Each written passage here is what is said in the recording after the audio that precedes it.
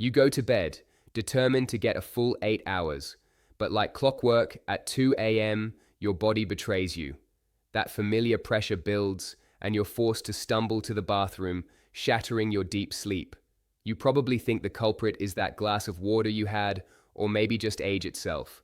But what if I told you the single biggest reason you're waking up has nothing to do with what you drink, but instead could be your sleeping position? It's maddening, isn't it? You try to do everything right, staying hydrated, eating healthy, yet your nights are still fragmented. You feel like you're fighting a losing battle against your own bladder. But the truth is, your bladder is just the messenger. The real culprits are gravitational fluid shifts and thermoregulation failures that your body can no longer manage during sleep, forcing your kidneys into overdrive. In this video, as a doctor dedicated to practical health solutions, I'm going to walk you through the 5 surprising mistakes that are the real reason you're waking up at night. We will count them down from 5 to 1, and the number 1 mistake we'll cover is the most powerful and overlooked of all. It has nothing to do with what you eat or drink, but mastering it can cut your nightly wake-ups in half, and the change can begin tonight. So stay with me, because this information is crucial. And before we dive deep, if you are ready to finally reclaim your uninterrupted sleep, do me a small favor and hit that like button right now. Your click helps this vital information reach more people who truly need it. And be sure to subscribe and hit the notification bell so you never miss out on our weekly health guides. Lastly, I love to see how far our community stretches, so drop a comment below telling us what city or country you're watching from. It's always incredible to connect with you all. Alright, so the real issue isn't just about managing fluids, it's about creating a holistic, sleep-friendly environment for your entire body. Let's count down the 5 biggest and most fixable mistakes. We'll start with number 5. Mistake number 5, the 3-hour liquid myth. Why your timing is everything. Many people know they shouldn't chug a liter of water right before bed, but they believe a small glass an hour before is harmless. This is the mistake. The rule isn't drink less at night, it's stop drinking much sooner than you think. The golden rule should be, your kitchen is closed for all significant liquid intake 3 full hours before your head hits the pillow. Here's the simple science behind it. When you drink liquid, it doesn't just teleport to your bladder. First, it gets absorbed from your stomach and intestines into your bloodstream. This process increases your total blood volume. Your kidneys, which are your body's master filters, sense this increase. Their job is to filter waste from your blood and maintain a perfect fluid balance. When they detect excess fluid, they start pulling it out to produce urine. This entire cycle, from your lips to your bloodstream to your kidneys to a filling bladder, takes time. Depending on your metabolism and hydration status, this can take anywhere from 60 to 180 minutes. So, that harmless glass of water at 10 p.m. when you go to bed at 11 is setting your kidneys up for peak urine production right around 1 or 2 a.m. Furthermore, your body has a natural defense against this, a hormone called ADH, or anti-diuretic hormone. Its levels naturally rise at night, telling your kidneys to slow down urine production so you can sleep. But drinking fluids too close to bed actively works against this hormone, suppressing its release and keeping your kidneys in daytime mode. And this isn't just theory. A comprehensive study published in the Journal of Clinical Urology looked at fluid management strategies for patients with nocturia. They found that participants who established a strict 3-hour liquid cutoff before bedtime reduced their nightly urination episodes by an average of 40% compared to those with a more relaxed 1-hour cutoff. The how-to is simple. Front-load your hydration. Drink the majority of your water in the morning and early afternoon. Think of it like this. Your body is a reservoir. Fill it up during the day when you're active and can easily use the bathroom, and let it run low at night. If you must take medication, use the absolute smallest sip of water possible. What's your current cutoff time for liquids before bed? Be honest, share it in the comments below. Let's see what the average is. Mistake number 4. The late dinner and the hidden diuretic trap. You've managed your liquids perfectly, but you still wake up. The next place to look is your dinner plate and what time you ate it. This is a 2-part mistake.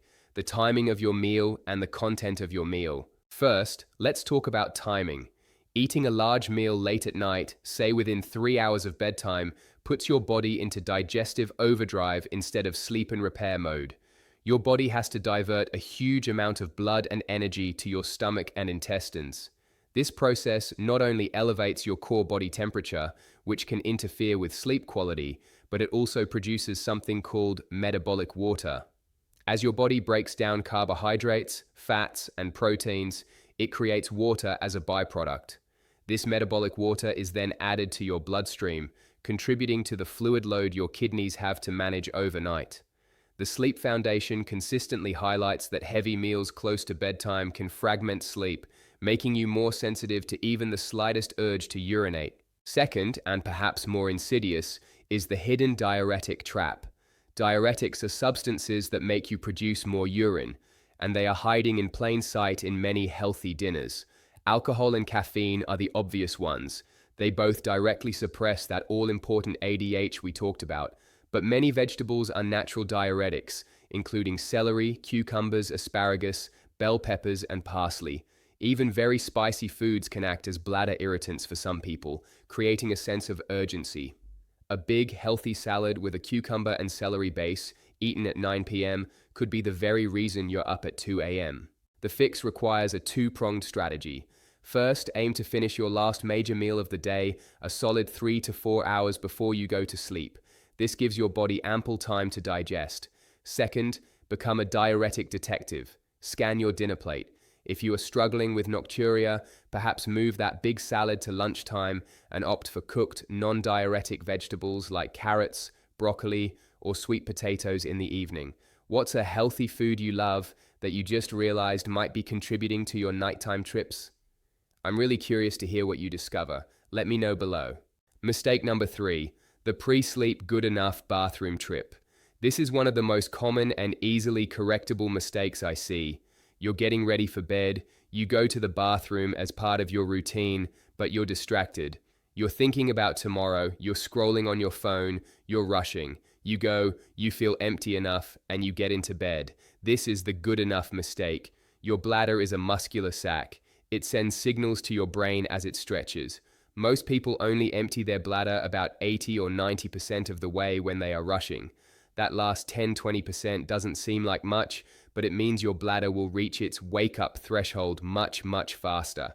If a full bladder is 400 milliliters and you leave 50 milliliters behind, that's a huge head start on the refilling process. To combat this, urologists and pelvic floor specialists recommend a technique called double voiding. It's a mindful practice to ensure your bladder is as empty as possible. Leading institutions like the Cleveland Clinic often recommend this technique for patients with bladder emptying issues because it's simple, non-invasive, and incredibly effective. Here's exactly how to do it. Make this the very last thing you do before your head hits the pillow. Step 1. Go to the bathroom and sit down on the toilet. Yes, even for men. Sitting allows the pelvic floor muscles to fully relax, which is critical for complete emptying. Step 2. Urinate normally. Don't push or strain. Just relax and let it flow until you feel you're finished. Step 3. Remain sitting on the toilet. Don't get up. Wait for 30 to 60 seconds. Take a few deep breaths. Step 4. Lean forward slightly. You can rest your forearms on your knees. This gentle change in posture can shift the position of the bladder and encourage that last bit of urine to come out. Try to urinate again. You might be surprised that there's more. Making this simple 2-minute ritual a non-negotiable part of your bedtime routine can be an absolute game changer. Have you ever heard of the double voiding technique before? Is this new to you? Mistake number 2. Your bedroom's unregulated microclimate. Your body is like a finely tuned thermostat, and the temperature of your room, along with the clothes you wear, has a direct and powerful effect on your kidney function during the night. Let's look at what happens when you're too hot. The ideal room temperature for sleep is surprisingly cool, typically between 65 to 68 degrees Fahrenheit or about 18 to 20 degrees Celsius. When your room is too warm, or you're wearing non-breathable pajamas like polyester, your body's core temperature stays elevated.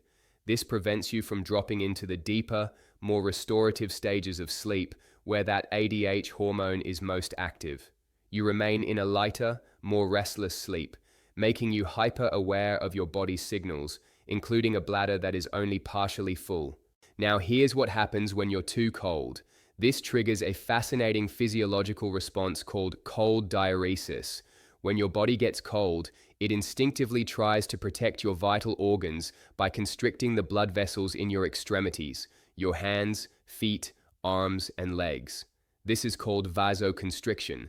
This process shunts blood away from the periphery and toward your core. This increases the blood pressure within your core circulation.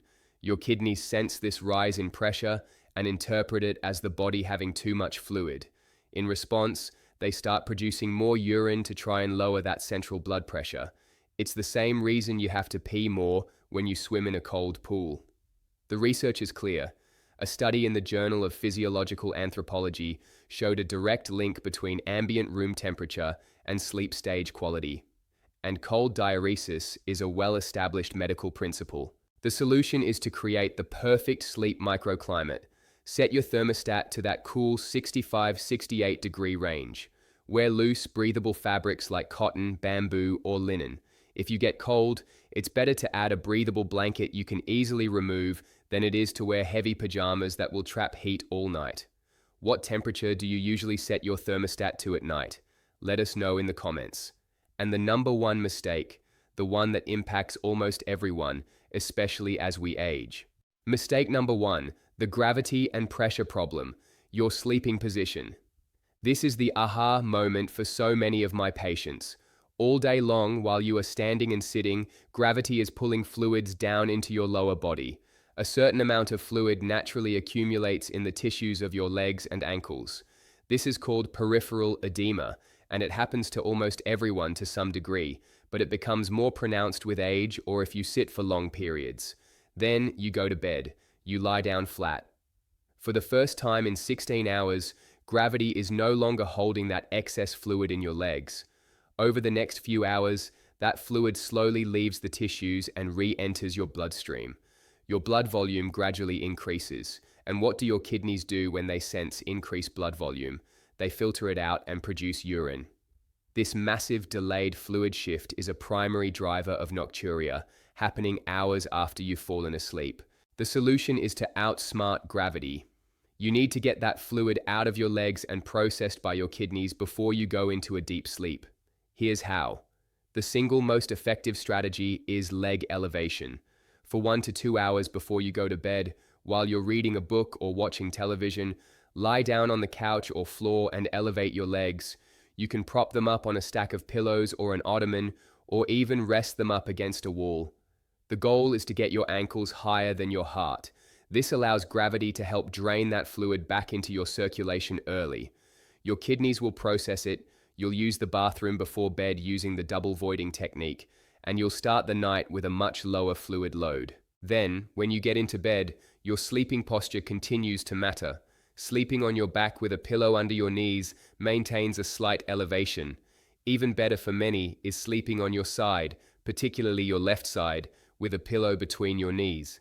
This position takes direct physical pressure off your bladder and is also known to improve circulation and reduce acid reflux. The evidence for this is powerful. A landmark 2015 study in the Journal of the American Geriatric Society had elderly patients practice lower leg elevation for several hours before sleep. The results were astounding. A significant reduction in nocturia episodes, simply because the fluid shift was managed in the evening instead of in the middle of the night. So, you now have the 5 biggest culprits. But I know exactly what some of you might be thinking. Doctor, this is a lot of information. 5 mistakes? It feels overwhelming. Where do I even start without getting discouraged and quitting after one night? Don't worry, I understand completely. And that's why I want to give you one final crucial rule, the rule of 1. Do not try to fix all 5 mistakes at once. That is a recipe for failure. Instead, I want you to pick the one mistake that gave you that aha moment while you were watching, just one. If it was the 3-hour liquid rule, focus only on that for the next 3 nights. If it was elevating your legs, make that your only mission. Small, consistent wins are what create lasting change. So my friends, today we've uncovered that the key to dry, uninterrupted nights isn't about some magic pill. It's about understanding your body as an interconnected system. It's about giving your body the peace and stability it needs to do its job, so you can finally get the deep, uninterrupted rest you truly deserve. Which mistake was your personal aha moment? That is your starting line. Let me know your choice in the comments below. Committing to it is the first step. And if this video gave you a concrete plan you can start tonight, show your commitment by typing the word plan in the comments. And of course, subscribe to the channel and turn on notifications so we can continue on this health journey together. Take care, sleep deeply, and I'll see you in the next video.